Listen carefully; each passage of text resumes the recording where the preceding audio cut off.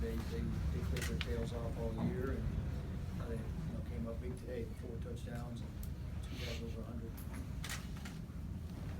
You also speaking of the play of Jameis Winston. Yeah, Jameis I thought was fantastic today. Made great decisions with the ball, protected the ball. Unlucky on his interception. Unlucky the ball was on the money and got tipped up in the air. That wasn't anything he could do. I mean, it actually got to his number 2 receiver there. His number 1 was covered, and he went to his number 2 and put it on the money. I heard there was a report this morning that James coming back next year. Would you want him as your starting quarterback? Excellent question, Lee. Yeah, I can't comment on that report. I don't know what you're talking about. I mean, yeah, I would love to have Jameis as my starting quarterback, but we'll see how that works out. First overall, just the disappointment of not being able to build off the first year. Yep. Felt like you got better in areas, but the wins just weren't there, right? Yeah, no, that's, I just told the players, I mean, there's, close but no cigars, right? It's just what we are right now. And, there's a fine line between winning and losing in the NFL. It starts with effort and competing hard, and those guys are doing that for sure. But, to play the first half like we did, and then, the third quarter, we just kind of ran out of gas there. Gave ourselves a chance, got back in it, got the lead, then couldn't hold it. So, we just, we're not far away. The Bucs are not far away, but at the same time, we got to get over the hump here at some point. Coach, speaking with some of the guys in the locker room right now, they all came to your support very strongly. What does that mean to you to have guys like that in the locker room? We got a great locker room. We got a great locker room. We got a lot of good guys. Over the time that I've been here with Jason Light, he's put together an awesome group of guys in there. And these guys care about the right things. They're the right kind of guys. They represent our community well, and they give their all on the field. So I appreciate that. I got their back, and I appreciate what they do effort-wise and the way they competed today. Dirk, Light there, Falcons are in field goal range, but you guys are in a position to maybe stop them on 3rd down with maybe 1:40 left. Can you just go through that play? Obviously, Julio Jones is a tough guy to defend, but just what happened to let them get the first down, let them control the end of the game? Well, we struggled on 3rd down today. We had them in 3rd down too often and let them off the hook. And they did a good job of getting us to check zone coverage today. And we probably played a little too much too deep zone. And Matt Ryan with those receivers are going to be able to attack that. I thought we struggled to get pressure today with the 4-man rush, and that the last half of the season we've gotten good pressure with the 4-man rush. But again, against a good quarterback with receivers like that, we just let them off the hook too many times on 3rd down. I mean, that's why we used our timeouts. Hopefully, we could have forced them to kick a field goal.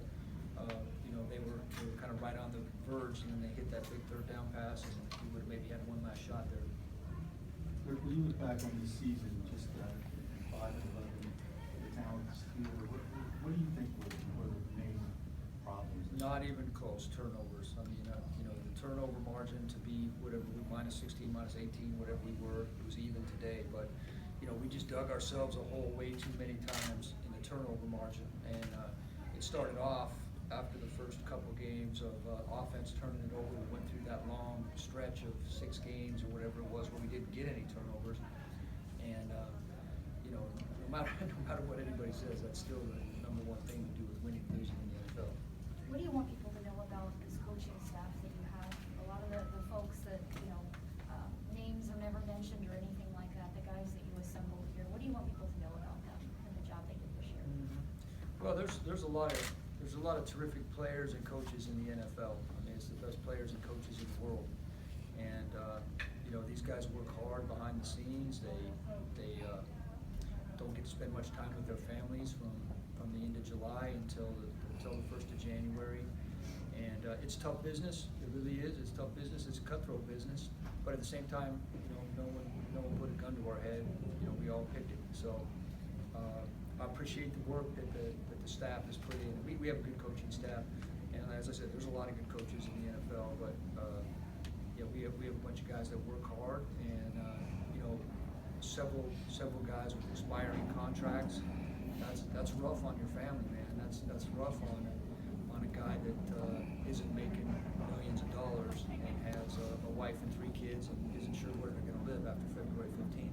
Once again, we all picked it. All right, we all picked it. So it's just that just comes with the territory. I mean, no one should feel bad about that. It is what it is, and it's a great league. The NFL is an awesome league.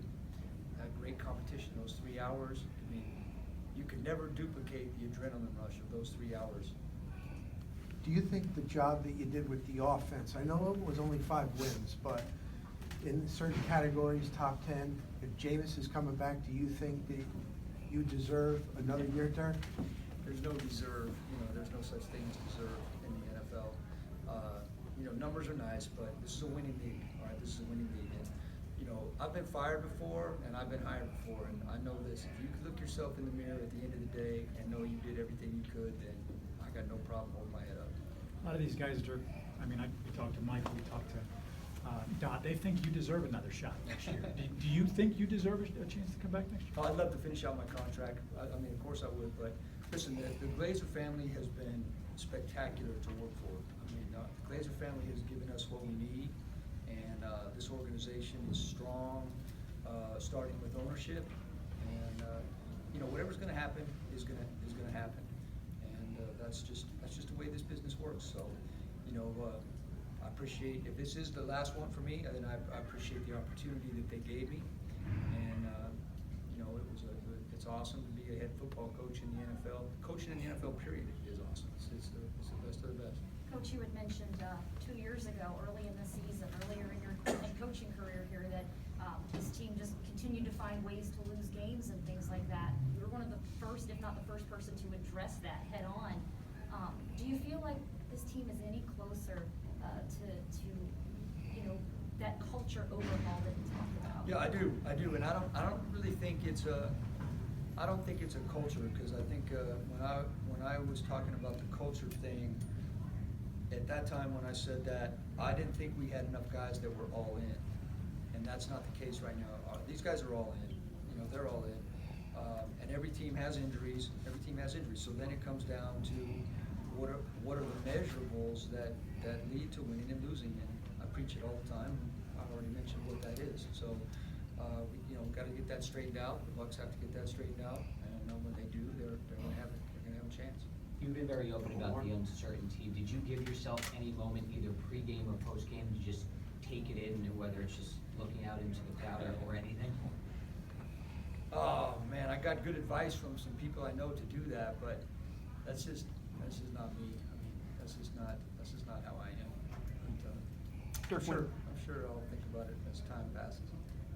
Dirk, when you talk to the team in there, given how candid you've been about what might be ahead for you, did you talk to them? Is this the last time you talked to them?